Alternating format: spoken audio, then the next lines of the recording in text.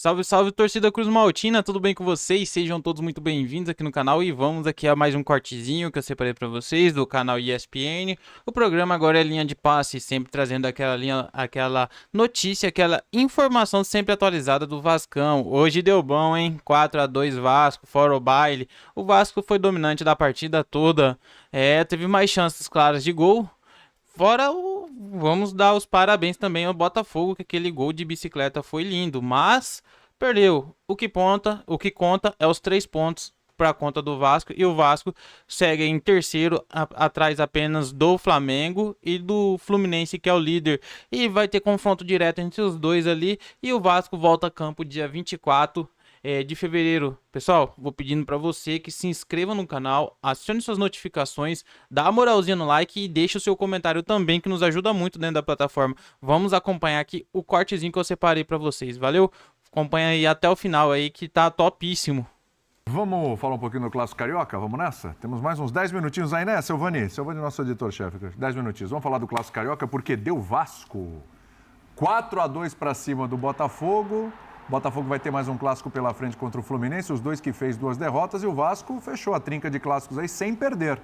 2 empates e essa vitória sobre o Botafogo. Agora, que coisa, hein? Não, pode falar, prof, quer dar um dado aqui. Eu ia dar um pitaco sem perder e sendo melhor que os seus adversários. Nos 3. E nos 2 que não ganhou. Hoje o Botafogo teve bons momentos, mas é inegável que o Vasco mereceu a vitória por 4-2, até porque mexeu do seu jeito de jogar muito bem. Agora, impressionante, porque assim, o Vasco tinha feito 5 gols nos jogos que disputou. Só nesses já foram 4. Hoje, abriu uma caixa de ferramenta, hein? E o Verratti desencantou. Fazendo 2. Finalmente. Provando que está realmente recuperado, né? Falando fisicamente, inclusive. Chamou responsabilidade no pênalti. Até desperdiçou ali um lance que estava até impedido, mas mostrou ali a presença dele. É um cara fundamental hoje no Vasco, até porque não tem um reserva absoluto. Esse aí, o Piton, que faz o gol da virada, é o melhor jogador do Vasco na temporada. Se a gente analisar a constância, a regularidade, participações decisivas em gols, ele tem entregado muito. Então, é o principal jogador do Vasco hoje, sendo lateral esquerdo. O Payet dá uma assistência maravilhosa para o Galdames marcar o gol de empate. O que você achou do David hoje, hein? Porque eu achei o David importante hoje no sistema. Não, ele levou a marcação. Dá o passe para o Piton. Exatamente. Então, nesse cenário de escassez ainda de opções, principalmente desses jogadores de lado, ele tem sido útil. Um cara muito combativo, que ajuda nessa pegada pós-perda que o Ramon valoriza tanto.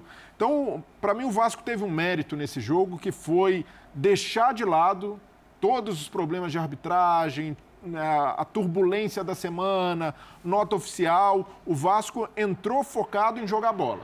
Então, isso aí ficou visível. Quando toma o primeiro gol, muito ali também por inconstância defensiva, o Rojas e o Medel não tinham jogado juntos ainda. O Rojas e o Maicon não tinham jogado juntos por causa da ausência do João Vitor e do Medel. Então, é normal que o Botafogo explorasse também essa falta de entrosamento. Assim saiu o primeiro gol, mas o Vasco não se abateu. O Vasco continuou jogando, criando as melhores oportunidades, sendo um time mais agudo, mais intenso que o Botafogo, jogando fora de casa. Então, poderia ter sido ali uma situação que desestabilizasse o Vasco. Teve até uma situação em que alguns jogadores reclamaram pênalti no início do primeiro tempo, num lance do Paulo Henrique, mas não foi aquela coisa dos jogadores irem no árbitro e ficarem... O Vasco focou no jogo, e isso foi o principal. Conseguiu uma grande vitória, fora de casa, de virada, esse gol espetacular do Eduardo no final, mas foi um time coeso, um time que tem demonstrado muito do que o Ramon Dias pede, a entrega total durante os jogos, principalmente nesses jogos grandes. Isso explica, o trabalho do Ramon Dias explica porque o Vasco foi melhor que os seus 3 rivais nos 3 clássicos do campeonato. É um time que joga com uma intensidade muito alta, um time muito concentrado e bem organizado.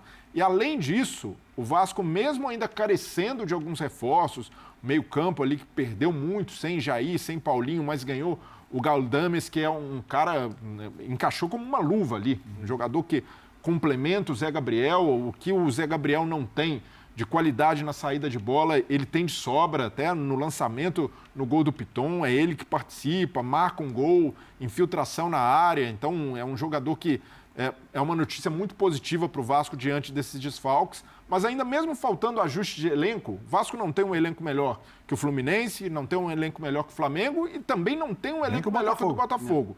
Mas ainda assim, jogou melhor que os seus rivais. E isso diz muito sobre o trabalho do Ramon Dias, muito competente, um trabalho que também, de certa forma, considera esses pontos fracos do Vasco e encontra soluções para trabalhar com eles. No lado esquerdo, por exemplo, o Piton, que era sempre muito criticado no Corinthians pela parte defensiva. Joga com 3 zagueiros, o Léo protegendo por ali.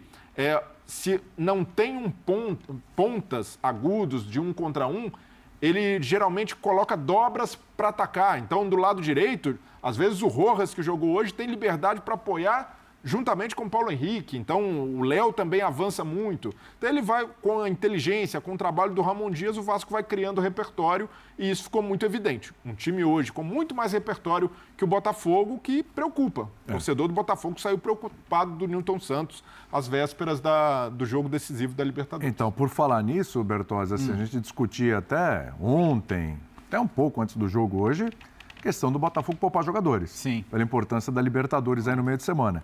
E que não adiantaria nada ele avançar no Campeonato Carioca se perder a vaga na Libertadores, seja agora ou seja depois para o Bragantino não chegar na fase de grupos. Contrariando muito das expectativas, o Thiago Nunes vai lá e põe o time principal. Acho que ele pensava muito em trazer algo do anímico. Porque, até uma brincadeira que eu fiz com você lá na redação, né? O Botafogo parece na Caverna do Dragão, sendo que é 2023. O Botafogo não consegue sair de 2023. Tá lá perdido. Né? O Vasco é o oposto. O Vasco conseguiu vir com um embalo mental de 23, que é, terminamos o ano com boas perspectivas e vamos em frente. Porque eu estou de acordo com o Breler. Não é que o Vasco tem um elenco absolutamente melhor que o do Botafogo e a diferença entre os times seja o que pareceu ser pelo placar de hoje. Mas o Botafogo precisa de notícias boas, né? E notícias boas pro botafoguense são vitórias. O botafoguense tá lá, cara. E pro cara que tava lá hoje, depois de passar tudo que ele passou no passado, não adianta que essa costura da relação, ela não vai ser simples, não vai ser do dia pra noite, não vai ser amanhã, né? E esse momento, os Jogos da Libertadores são absolutamente fundamentais para tentar devolver algo de esperança. E passado a Aurora, pode vir, e aí seja Bragantino, seja o Águias Douradas, que é um bom time da Colômbia, é pauleira, é pesado. Acho que o Aurora é muito frágil, tá? Então acho que mesmo o Botafogo, com toda essa dificuldade, deve passar. Mas o confronto da outra fase, ele é pesadíssimo. Então, nesse intervalo, o que der para melhorar, o que der para recuperar de confiança, vai precisar. Porque hoje, assim, de novo, o primeiro tempo foi lá e cá, o jogo muito aberto, com muitos espaços, 40 segundos do segundo tempo, toma gol. A cabeça foi embora de novo. Lembrou o Botafogo do ano passado, não só pelo resultado, mas pela toada. Foi um bom Botafogo no primeiro tempo. Foi melhor que o Vasco no primeiro tempo. Em muitos momentos melhor que o Vasco. Consegue fazer um gol com cara de 2023, a cara positiva, né? Do Tiquinho, do Eduardo, do chute do Eduardo que tem o endereço certo. Um time intenso, roubando bola como o Botafogo, que tinha fôlego lá no primeiro turno. De repente, dentro de uma mesma partida, que é o que aconteceu no ano passado, lembrem-se de Palmeiras e Botafogo, de 3-0 para 0-4 no segundo tempo, acontece tudo de novo em relação ao Botafogo. Não, e com um detalhe até cruel, porque o Botafogo traz reforços justamente para tentar tirar um pouco da carga emocional dos jogadores. Ficaram marcados pela torcida, naturalmente, depois da perda do Brasileiro.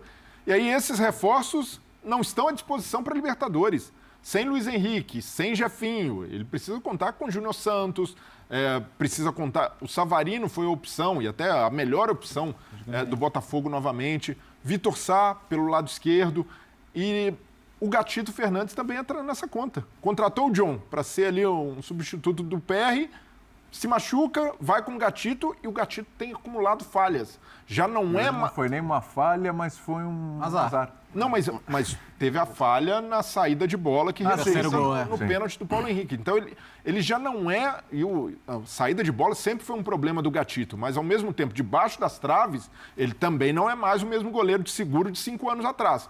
Vai ali muito na mística de pegador de pênalti, pode ser que resolva e ajude na Libertadores, Mas é outro problema que o Botafogo precisa encarar. Hoje, o goleiro, o Gatito, não passa confiança.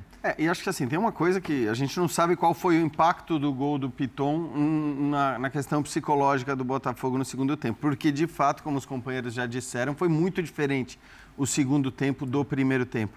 Mas ainda que seja um impacto psicológico, o Botafogo precisa parar de ter impacto psicológico justamente nos gols que ele sofre, seja no começo, seja no final. Enfim, é impressionante como o time não consegue ter uma atuada. Acho que até, enfim, a ideia talvez de escalar os titulares hoje é olhando para a classificação também, né? Claro. E sabendo... Basta olhar, quer dizer, a direção do Botafogo teve muita personalidade de manter Luiz Castro ao final do campeonato estadual do ano passado. Pessoal, esse cortezinho que eu queria trazer pra vocês aí, falando bem do Vasco. Cara, o Vasco jogou muito bom hoje. O Vasco superou o seu rival. Apesar que desde que tem a fundação do Vasco e Botafogo, esse clássico aí é chamado Clássico dos Amigos. O Vasco, ele é favoritíssimo nesse clássico. Então, o Botafogo ainda é freguês do Vasco. Dos mais de 200 jogos, mais de 95 vezes, o Vasco ganhou do Botafogo. E o Botafogo ganhou bem menos, mas teve mais empates do que vitórias do Botafogo. Pesquisem aí, dá o Google aí, pessoal. Dá o Google aí também. Pessoal, isso que eu queria trazer para vocês aqui, créditos totais ao canal ESPN Brasil, sempre trazendo aquela notícia e informação atualizada do Vasco da Gama. Pessoal, para você que ainda não é inscrito no canal, que se inscreva, dá uma moralzinha no like, deixa o seu comentário e o seu like que nos ajuda muito dentro da plataforma, valeu? Você que ainda não é inscrito, se inscreva, viu? Se inscreva porque a gente sempre vai estar atualizando vocês aí de tudo. Todo dia tem conteúdo. No mínimo aí uns 3, 4 vídeos por dia aí que vocês vão estar acompanhando. Então se inscreva, pessoal, para vocês sempre ficar atualizados. Então fiquem com Deus, pessoal. Tenham uma excelente noite e até o próximo vídeo.